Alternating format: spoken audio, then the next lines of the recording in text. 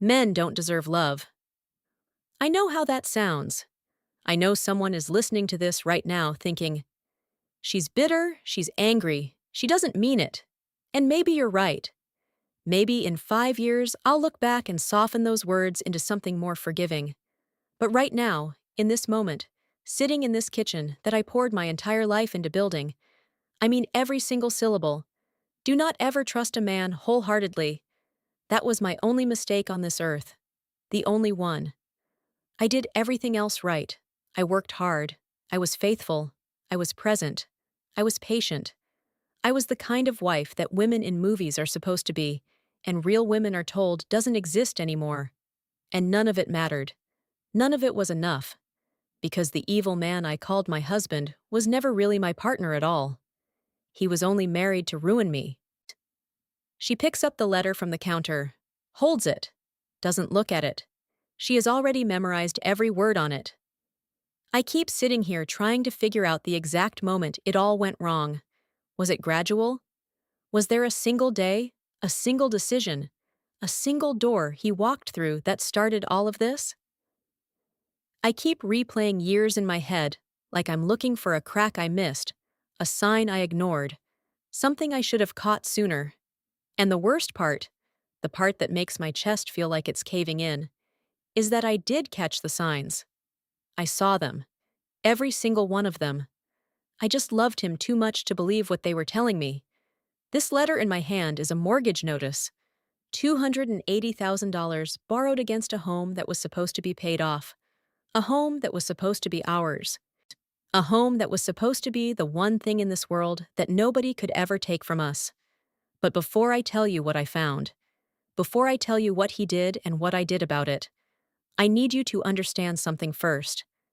I need you to understand what it took to build what he just destroyed. Because you cannot fully feel the weight of this betrayal without first feeling the weight of everything that was sacrificed to build it. So let me take you back. All the way back to the beginning. Visual shift, warm and golden. A tiny apartment, mismatched furniture. A young Diana, barely 22, sitting at a fold-out table covered in bills.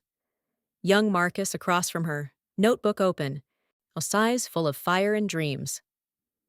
22 years ago, I was a nursing assistant living in apartment 4B on Creston Avenue with a man I had married 7 months earlier and loved with everything I had. We had no elevator, one working burner on the stove, a radiator that screamed every night at 2 in the morning like something dying inside the walls, and we had almost no money. I mean that in the most literal, honest sense. After rent, groceries, and the car note, we had roughly $312 left every single month. That was it. That was our life. Marcus had just started at a construction firm. Entry level. Which is just a dignified way of saying he carried things, and fetched things, and smiled through it because he knew it was temporary. I was working doubles to put myself through nursing school, studying on bus rides home with my eyes burning from exhaustion, eating whatever was the cheapest option at whatever hour I finally got to eat. We had nothing. But Marcus had that notebook. He would sit across from me at that little fold-out table after dinner. Ramen most nights, sometimes rice and whatever we could put on top of it. And he would open that notebook and lay out our entire future like he was reading from a map he had already memorized. Save aggressively for 5 years. Buy a starter home. Build equity. Reinvest everything. Keep climbing. And one day, our home, the real one. Not the apartment with the broken radiator. Not the starter house. The forever home. The one we could stand in front of and say, "We built this. From nothing. We built this." I used to look at his math and see the holes in it from across the table. But then I would look at his face, at the way he believed in that notebook like it was scripture, and I could not bring myself to poke holes in something that pure, something that full of hope. So I said yes. I said yes to the plan, and the ramen, and the $12 a month he called our fun money. I said yes because I loved him, and because somewhere underneath all the exhaustion and the tight budgets, I believed in what we were building together. Montage visuals. Diana in scrubs, always moving, always tired, always pushing. Marcus in a hard hat, starting from the very bottom and climbing. Late nights at the kitchen table with calculators and coffee and quiet determination. A modest starter home with a sold sign. Diana pregnant, painting a nursery wall. Marcus getting his first big promotion. Lifting Diana off her feet in a parking lot with tears running down his face. Their daughter Jade growing up in the beautiful background of a life being constructed one sacrifice at a time. Those years were not easy. I want you to know that clearly, because I think when people hear stories like mine, they imagine the struggle had some kind of warmth to it, some kind of movie magic that made it bearable. It did not. There were nights I came off a 12-hour shift so exhausted that I sat down on the floor of our bathroom and could not find the energy to stand back up. There were months the numbers on that table refused to work no matter how many times we rearranged them, and we both went to bed in silence because we had run out of words that weren't sharp. I worked night shifts through my entire second trimester because we had made a promise to each other that our savings account was not going to take a hit if we could avoid it. Marcus worked weekends for 3 straight years on top of his full-time job. We drove the same 2 cars for 9 years. We said no to vacations, to new furniture, to dinners out, to every shiny thing our friends had, and talked about casually while we smiled and said maybe next year. We said not yet to everything we wanted so that one day we could have everything we needed. And it worked. Year by year, dollar by dollar, sacrifice by sacrifice, it worked. The starter home, then the investment properties, then the portfolio that we watched grow from something small and fragile into something real and solid. Then the house. Our house. The forever one that Marcus had drawn little boxes around in that notebook 22 years earlier. And then, one morning, we made our final payment and stood in the driveway of that house, and I cried like I had not cried since I was a child. And Marcus held my face in both of his hands and looked at me the way he used to look at me across that fold-out table, and he said, "It's ours, Dee. Nobody can touch it." I believed him. With my whole heart and my whole history and every year of my life that I had poured into that dream alongside him, I believed him completely. Visuals shift, cooler now, quieter. The house is beautiful, but something in it has changed. Diana eating dinner alone. Marcus always on his phone, always somewhere else, even when he is standing right there. Empty chairs, rooms that echo. Success changes people. I have watched it happen to others my whole life, and I told myself, not us. Not Marcus and Diana. Not 2 people who came from nothing and remember every single step it took to get here. I told myself we were protected from that particular kind of rot because we had earned everything together and we both knew the price of it. I was wrong. It started with small things. Things I noticed but explained away because I was committed to trusting my husband. His phone always face down on the counter whenever he walked into a room I was in. Passwords changed on accounts that had been open between us for over a decade. Coming home later and later with explanations that were technically possible, but somehow never felt fully true. A new kind of energy about him. Lighter, almost giddy sometimes, that had nothing to do with me and nothing to do with anything happening in our home. I told myself I was paranoid. I told myself successful men get busy and distracted and that this was just a new season and I needed to give him room. I chose trust. Every single day I woke up and chose to trust him because 22 years of building a life together is not something you burn down over a feeling in your stomach. But the feelings kept coming, and they kept getting harder to explain away. There was a weekend trip to Atlanta. A conference, he said. I did not push. I packed his bag with him and kissed him goodbye, and told myself that was what a trusting wife did. But his colleague James called our home phone that same Friday evening, looking for Marcus. James, who was supposedly at that exact same conference. James, who did not know where Marcus was, and seemed genuinely confused when I told him Marcus was already there. I hung up that phone, and I sat in our kitchen for a very long time. I did not call Marcus. I did not confront him when he got home 2 days later, smelling like something I did not recognize. I just made a quiet decision inside myself. I would watch. I would pay attention. I would wait until I had something I could not talk myself out of. Visual, Diana alone in the dark kitchen. Still, patient, like a woman who has learned to wait. The call came from a woman who would not give me her name. She said she worked in the same building as my husband, and she thought I deserved to know what was happening. An hour later, a photo arrived on my phone. Marcus and his secretary, Tiffany Cole, at an airport. Saw his hand on her back, not casually, not the way you touch a colleague, with a familiarity that told me everything I needed to know about how long this had been going on. Her luggage was tagged Cancun. I stared at that tag for a long time. Cancun. The same trip Marcus and I had been talking about taking together for 3 years. The one I kept saying not yet to because we were still reinvesting, and I wanted us to be smart. The one he told me just last month we should push back a little longer. He was pushing it back for her. I put my phone down face first on the counter, exactly the way he always did when I walked into a room. And I sat with that for 2 days. 2 days of cooking dinner and sleeping in our bed and passing him in the hallway of our home while carrying the full weight of what I now knew. And then the letter came. Visual. The letter on the kitchen island. Cold morning light. The sound of the envelope tearing. $280,000. Mortgaged against our home, without my knowledge and without my signature. I pulled up our accounts that same morning, and I went through every transaction line by line, the way I had been going through our finances for 22 years.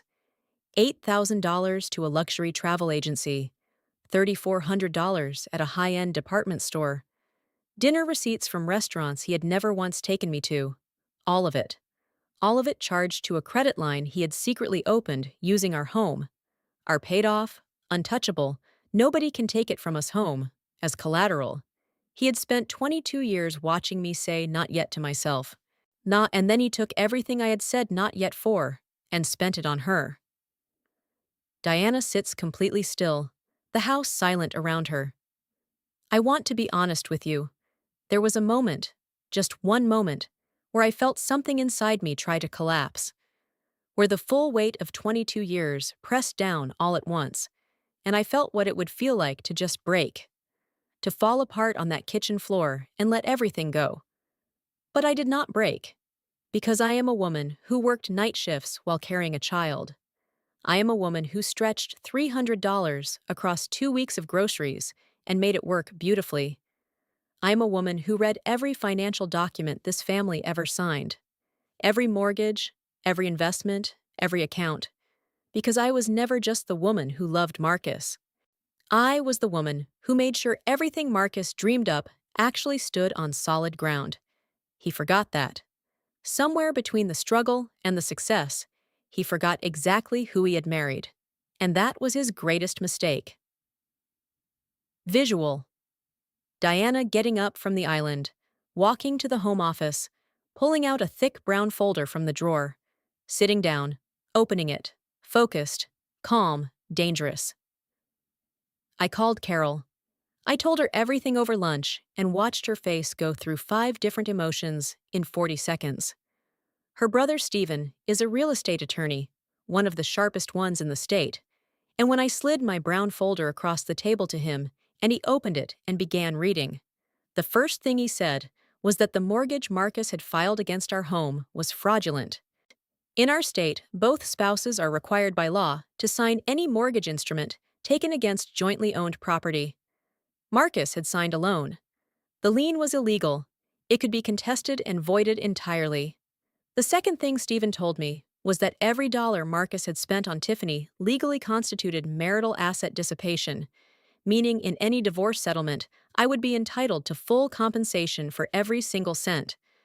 The third thing he told me was to move quickly and move quietly. So that is exactly what I did. Visuals. Diana moving through the next few weeks with quiet precision. Meetings with attorneys, documents signed, phone calls made in parked cars. All of it calm. All of it deliberate. Over the next 3 weeks, I built my case the same way I had built everything else in my life. Carefully, patiently, and without making a single sound until it was finished. I filed the mortgage contestation through Stephen's office. I documented every fraudulent transaction with dates and amounts and receipts. I contacted Marcus's business partner, Gerald, who was deeply troubled to learn that company resources had been used in the course of my husband's personal affairs, and said he would be reaching out to Marcus directly first thing Monday morning. And I moved my half of our investment portfolio, the half that had always been legally mine from the day we opened those accounts together, into a separate account in my name only. Then I went home. I cooked dinner, I set the table, and I waited. Visual, the kitchen. Dinner on the table, Diana sitting, quiet. The whole house holding its breath. When Marcus walked in that evening and saw the food on the stove, he looked relieved. He loosened his tie and smiled slightly, and I watched him breathe out like a man who believed everything was still fine. Like a man who had gotten away with it. And I thought to myself, this man shared a bed with me for 22 years, and he still does not know what I look like when I have already won. I told him to sit down. I put 3 things on the table in front of him: the bank letter, the photo from the airport, the divorce papers. I watched his face move through confusion, and then recognition, and then something that wanted to look like remorse but felt more like panic. He started to talk, the way people talk when they are caught. We're reaching for words that are really just more deception dressed up as explanation. I let him finish every sentence. And then I told him the mortgage was void and the bank was already investigating. I told him every dollar he had spent on Tiffany had been documented and submitted to my attorney. I told him I had already spoken to Gerald.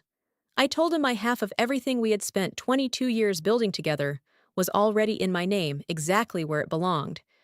And then I said one last thing to him. I reminded him of what he said to me the day we paid this house off, that it was ours, that nobody could touch it.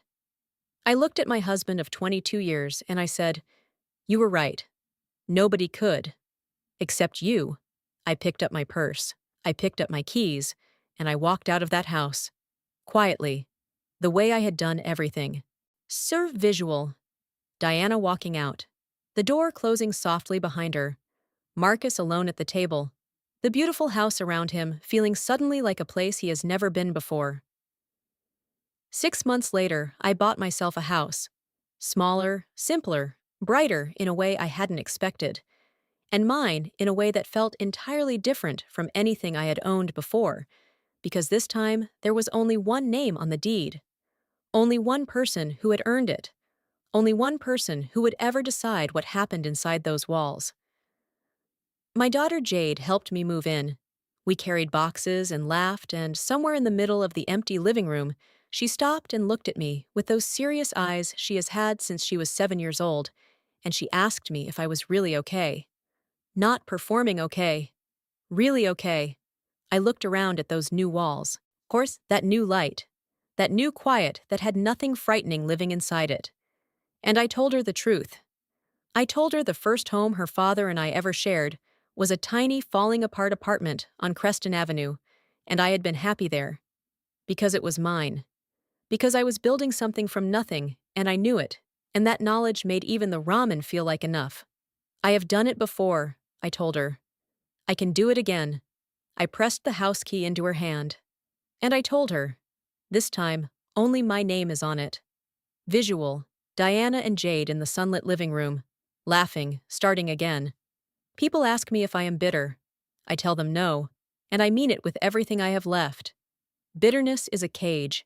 Sign, and I have spent too many years building things to spend whatever time I have left sitting inside something small and airless and dark. Marcus thought that letter would destroy me. He thought taking that house would take everything. But what he never understood, what he forgot the moment comfort made him careless, is that I was never in this for the house. I was in this for the woman I was becoming every single year that we built it. And that woman walked out of that house on her own 2 feet, with her name on every account that mattered, and her daughter's hand in hers, and her whole life still ahead of her. That woman is doing just fine. The most dangerous person he ever underestimated was the woman who built everything he tried to take. The end.